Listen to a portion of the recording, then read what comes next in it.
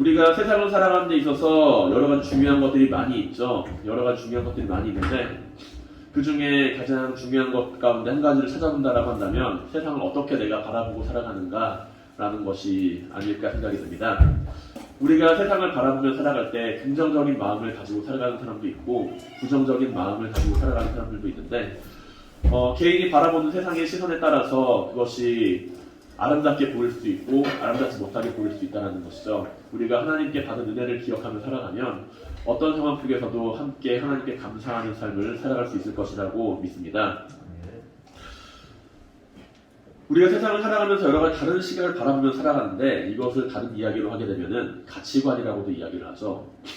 그 사람이 세상을 살아가면서 가지는 그 가치관에 따라서 같은 상황에 처했을 때도 다른 이야기를 하게 된다는 겁니다.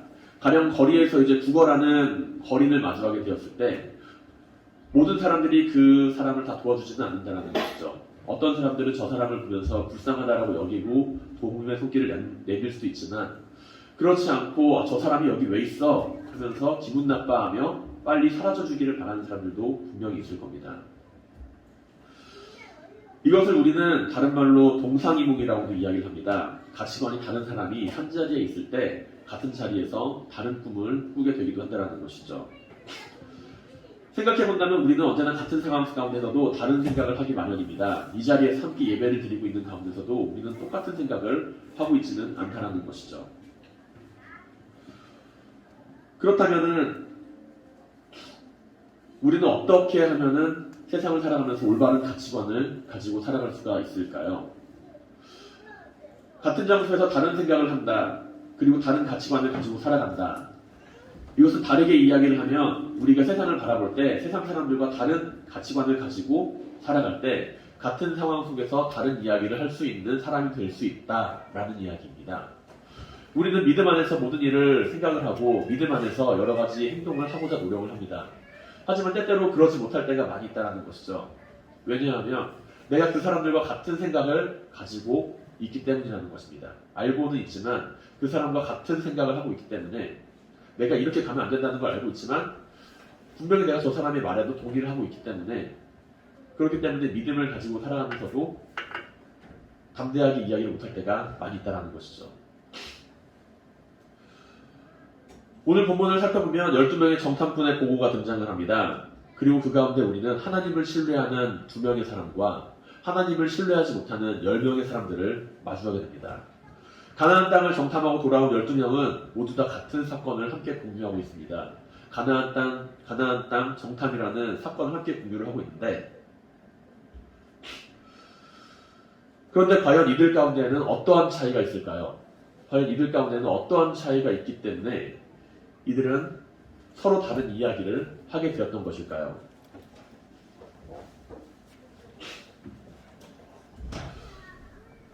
먼저 우리는 세상을 살아가면서 가능성이라고 하는 측면을 한번 생각을 해볼 필요가 있습니다. 가능성. 우리가 어떠한 일을 할 때 많이 마주하게 되는 이야기이죠. 내가 이 일을 시작할 때 잘할 수 있을까? 내가 이 일을 할 때 과연 내가 성공할 수 있는 확률은 얼마쯤 될까? 여러 가지 상황을 놓고서 앞으로의 일을 예측하는 것. 그것을 우리는 가능성이라고 이야기를 합니다. 새로운 사업을 벌이는 일, 새로운 학교로 전학 가는 일, 새로운 동네로 이사 가는 일, 한 번도 해보지 못하게 된 일을 마주하게 될 때 우리는 이러한 가능성에 대해서 여러 가지 생각을 하게 됩니다. 물론 새롭다라는 것은 자신이 여지껏 지내왔던 삶에서 벗어나 새로운 환경을 제공하고 그리고 가슴을 두근두근하게 만드는 새로운 여러 가지 기쁨을 주기도 하지만 그 가운데서도 항상 망설임과 주저함을 가지고 오게 되죠.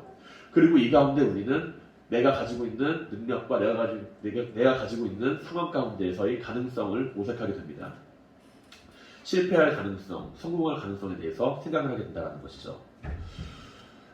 그리고 내가 과거에서부터 해왔던 일들, 내가 과거부터 쭉 진행해왔다가 경험을 해온 일들에 대해서 우리는 앞으로의 미래에 대해서 판단을 하고 그리고 성공에 대한 이야기를 하게 됩니다.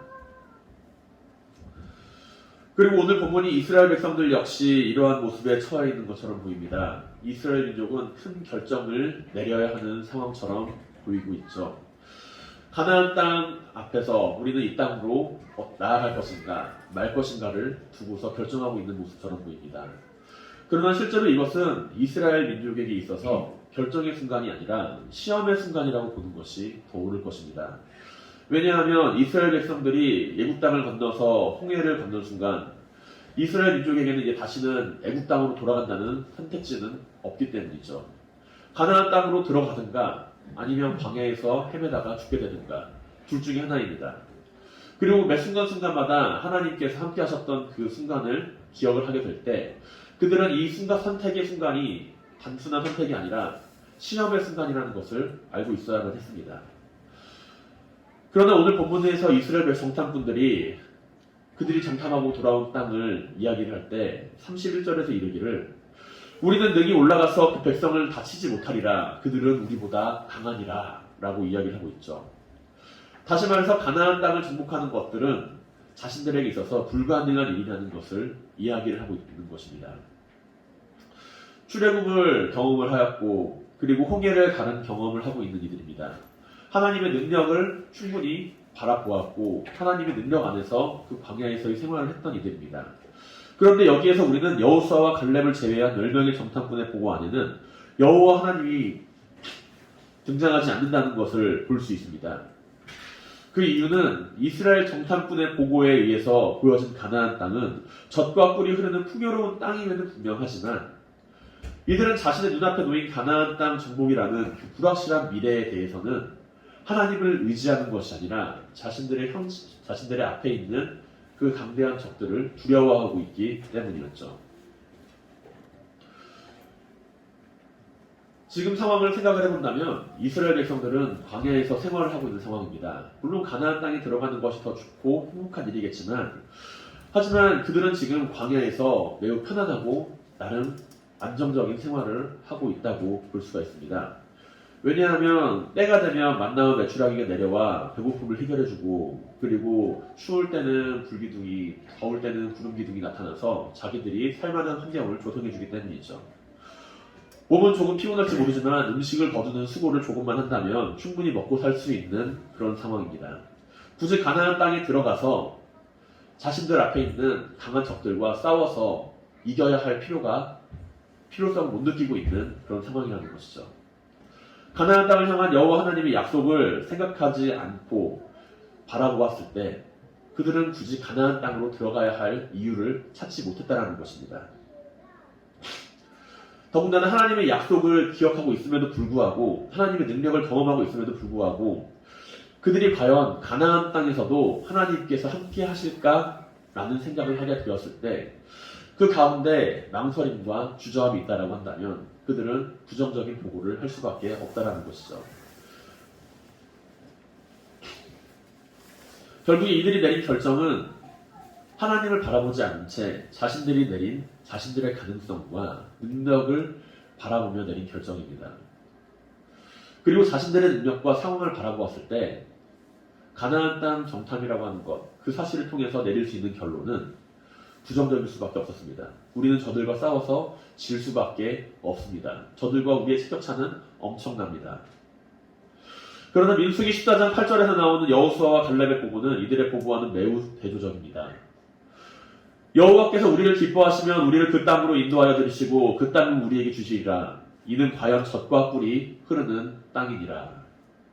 여호수아와 갈렙 역시 가나안 땅을 정탐하고 돌아온 인물들이었죠. 그들의 보고에는 자신들이 애굽 땅에서 출애굽을 시키고 홍해를 건너게 하시며 광야에서 생활을 돌보신 여호와 하나님이 함께 하신다는 그 확신이 있었습니다. 이스라엘 12명의 정탐꾼은 함께 40일 동안 가나안 땅을 정탐을 했습니다.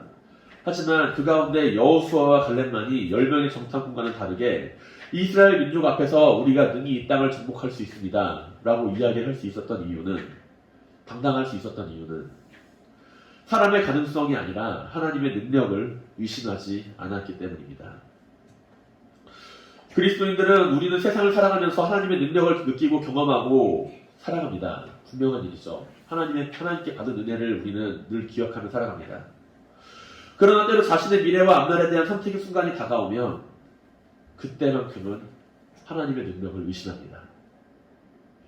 지금까지 지키시고 돌보셨다는 하나님을 이야기를 하면서도 나의 앞에 중요한 인생의 선택의 순간이 다가왔을 때 우리는 그때 하나님을 의심한다는 것이죠. 과거에 나에게 베푸신 하나님의 은혜는 기억을 하지만 선택의 순간 나의 선택을 바라보며 하나님을 의심한다는 것입니다. 불확실해합니다. 과연 하나님께서 나를 지켜주실까? 마가복음 9장에서 귀신 들린 아이를 예수 그리스도 앞에 데려온 아이의 아버지는 주님께 이야기합니다. 무엇을 할 수 있거든 우리를 불쌍히 여기사 도와주소서. 주님의 제자들은 그 아이를 고치지 못해요. 그리고 그 아이는 주님을 마주하게 됐을 때 이야기합니다. 주님, 무엇을 하실 수만 있거든 내 아이를 좀 고쳐주세요. 뭔가 좀 할 수 있으면 좀 해달라는 이야기죠. 그런데 이 소리를 듣고서 주님께서는 도리어 그 아이의 아버지에게 호통을 치면서 이야기를 합니다. 할 수 있거든이 무슨 말이냐? 믿는 자에게는 능치 못함이 없느니라. 우리는 아이의 아버지가 믿음을 가지고 있는 것처럼 보입니다. 우리는 아이의 아버지가 자신의 아이의 아버지, 그 아이, 병든 귀신 들린 아이의 아버지가 주님의 제자들의 앞에 아이를 데리고 왔을 때 주님 앞에 고쳐달라고 이야기를 했을 때 마치 믿음을 가지고 있는 것처럼 이야기를 합니다. 하지만 믿음은 그런 것이 아니라 확신입니다. 주님을 향한 확신이 있었다라고 한다면 아이의 아버지는 무엇을 할 수 있거든이 아니라 주님 고쳐주십시오라고 이야기를 했겠죠. 주님의 능력을 바라보았고 그 능력을 믿고 있었다라고 한다면 그 아이의 아버지는 주님에게 나아왔을 때 단순히 무엇을 할 수 있거든 나에게 좀 능력을 보여주세요가 아니라 주님 하실 수 있습니다 라고 이야기를 하지 않았을까요?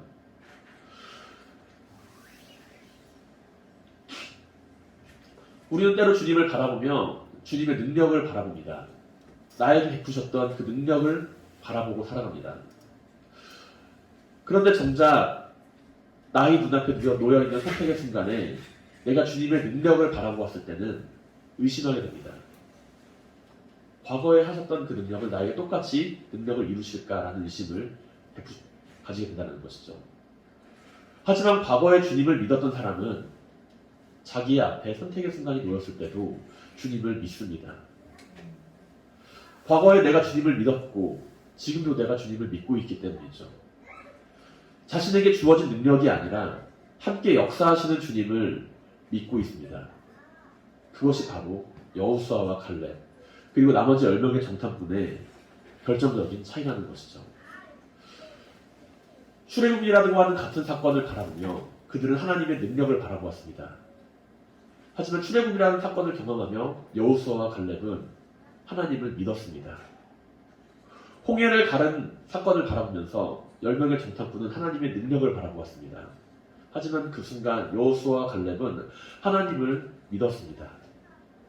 그리고 가나안 땅 정탐을 통해서도 그들은 하나님의 능력을 의심하였지만 여호수아와 갈렙은 하나님의 능력을 믿었습니다. 40일간의 가나안 땅 정탐은요, 쉬운 일은 아니었을 것입니다.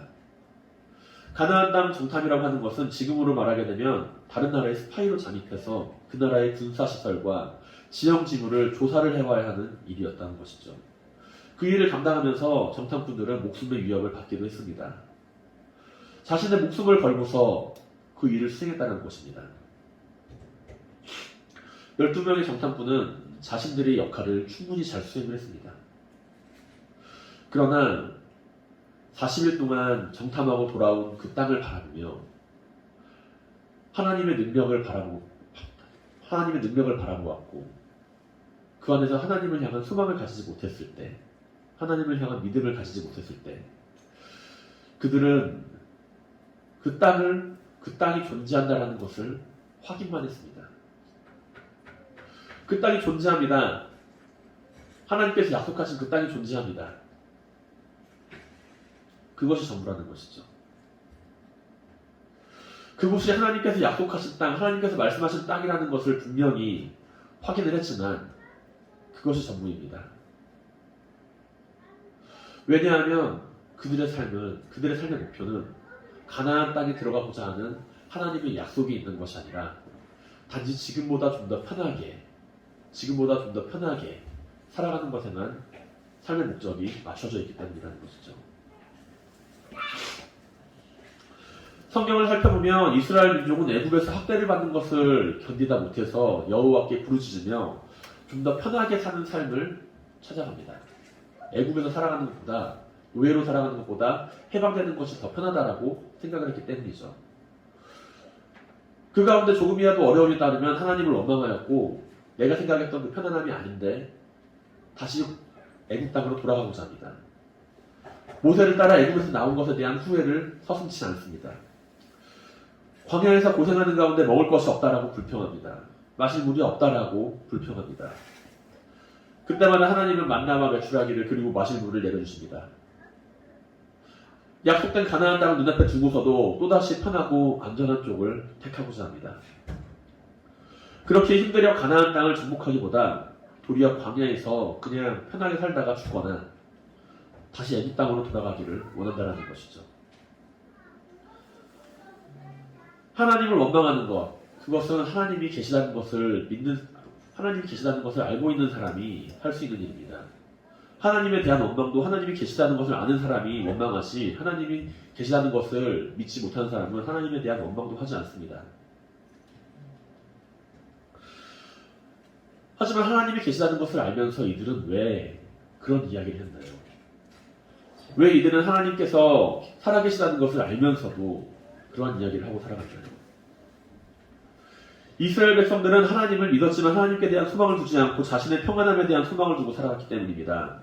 그들은 하나님에 대한 능력도 알고 있었고 하나님이 살아계시다라는 것도 알고 있었고 하나님께서 자신들과 함께 하신다는 것도 알고 있었지만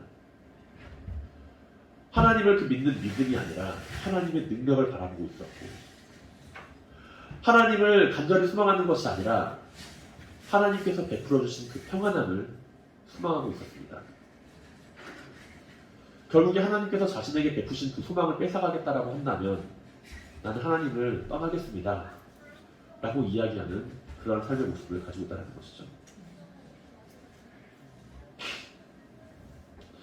가나안 땅은 10명의 정탐꾼들이 보기에도 분명 젖과 꿀이 흐르는 좋은 땅이었습니다. 그러나 그들이 그토록 풍요로운 땅이라고 이야기했던 그 땅을 향하여 그들은 오늘 본문 30절 앞에서 우리가 곧 올라가서 그 땅을 취하자 능히 이기리라 라고 이야기하는 그 갈렙의 말에 의해 돌변하여 우리가 두루 다니며 정탐한 그 땅은 거주민을 삼키는 저주받은 땅이라고 악평을 하기 시작합니다.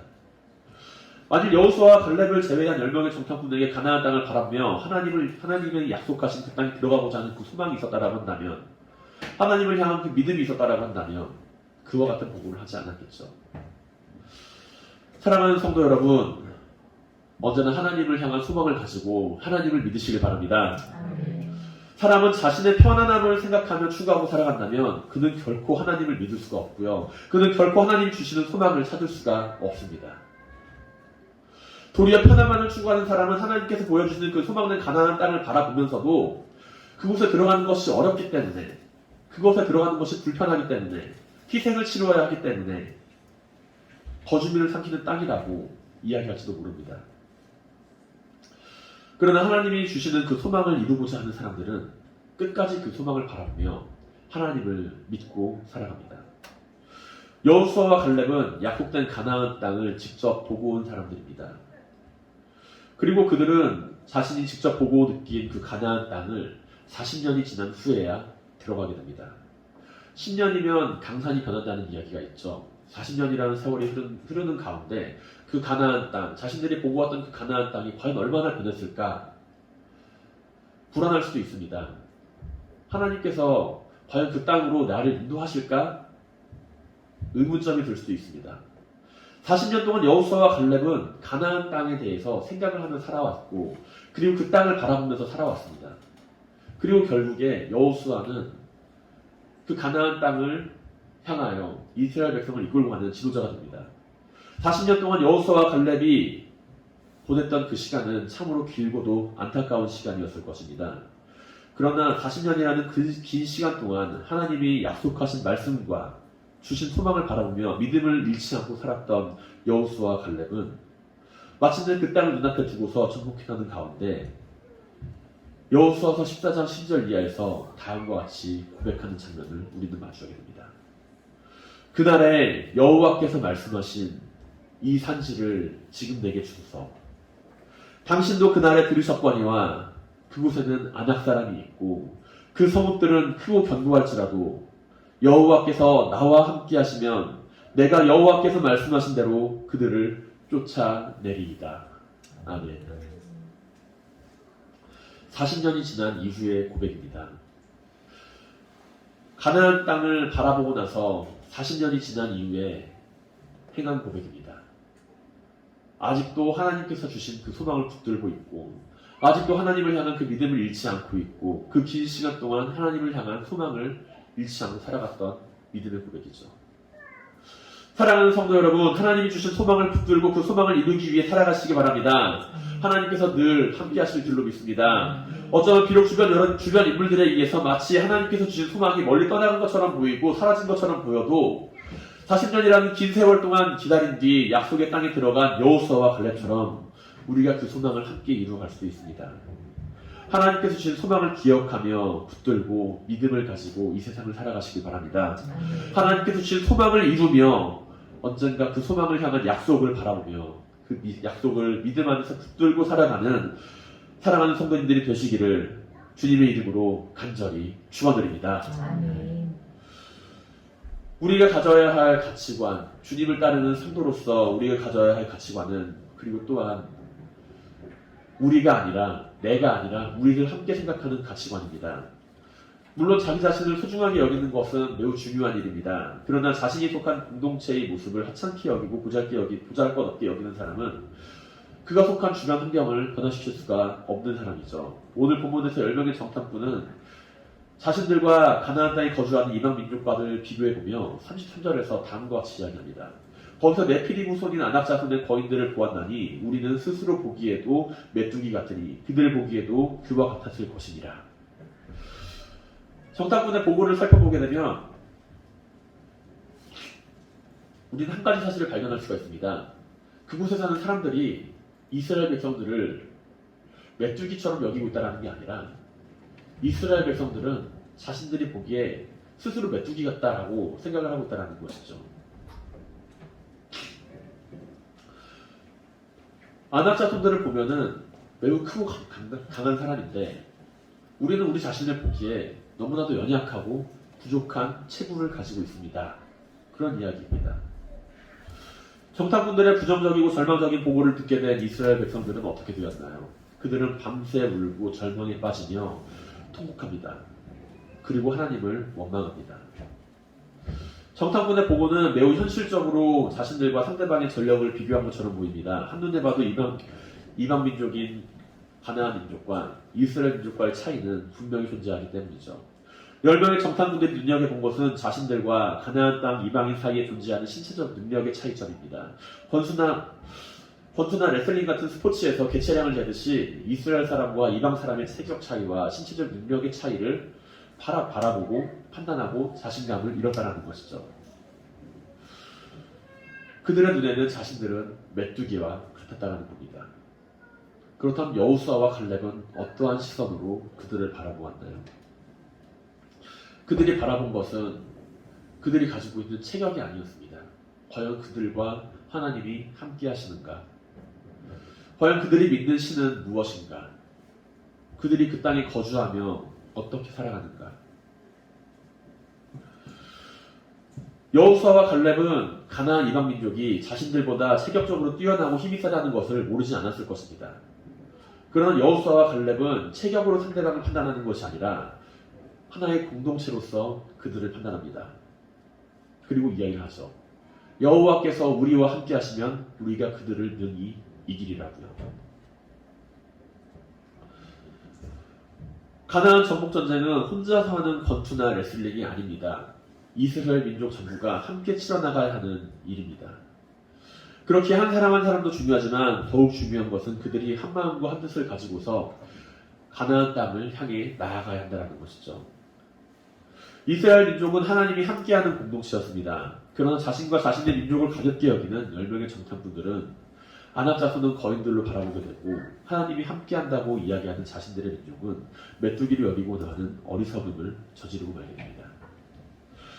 사랑하는 성도 여러분, 우리가 가지고 있는 이 소망이, 우리가 세상을 살아가면서 가지고 있는 소망이 단지 내 자신의 유익을만 위한 소망일 수도 있지만 그 소망을 통하여서 함께 일하고 역사하며 공동체를 바꿔나가는 그러한 참된 소망을 가지게 되시기 바랍니다. 내가 가지고 있는, 내가 속해 있는 직장과 내가 속해 있는 공동체, 그곳에서 우리가 함께 예배를 드리고 하나님을 함께 찬양하며 거룩한 시간을 가질 수 있는 이유는 우리가 그 공동체를 소중히 여기고 있기 때문입니다. 이곳에서 함께 모여서 예배를 드리고 함께 모여서 찬양을 하고 기도하며 나아가는 가운데 많은 성도님들께서는 여러 가지 마음을 가지고 이 자리에 함께 찾아주신 걸로 생각을 합니다. 하지만 그 가운데 우리가 함께 가지고 있어야 할 마음은 이곳이 보잘것없는 곳이 아니라는 사실을 함께 기억할 수 있기를 바랍니다.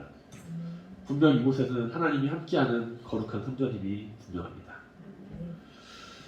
주님의 이름으로 함께 모이기에 힘쓰고 복음의 진리를 따라 함께 선을 행하기 위해 쓰는 가운데 우리는 각자에게 주어진 소망을 따라서, 각자에게 주어진 소명을 따라서, 각자에게 주어진 사명을 따라서 각자의 삶의 자리를 살아갑니다.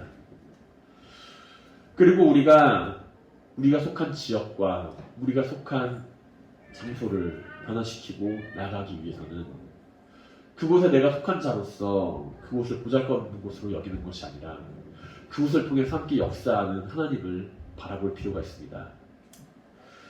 언제나 우리가 하나님을 따르며 믿고 따르며 소망을 가질 수 있길 바랍니다. 우리가 언제나 나를 통해서 역사하시는, 우리를 통해서 함께 역사하실, 이곳을 통해서 함께 역사하실 하나님을 바라보며 함께 살아갈 수 있길 원합니다. 믿음 안에서 함께 모여 예배를 드리고 우리가 추구하고 바라며 원하는 복음을 향한 그 열정이 이 교회와 그리고 이 주변과 우리가 살아가고 있는 주변 환경에 속한 모든 이들을 함께 거룩한 삶의 공동체로 이끌 수 있는 그러한 성도님들이 되시기를 주님의 이름으로 간절히 축원드립니다.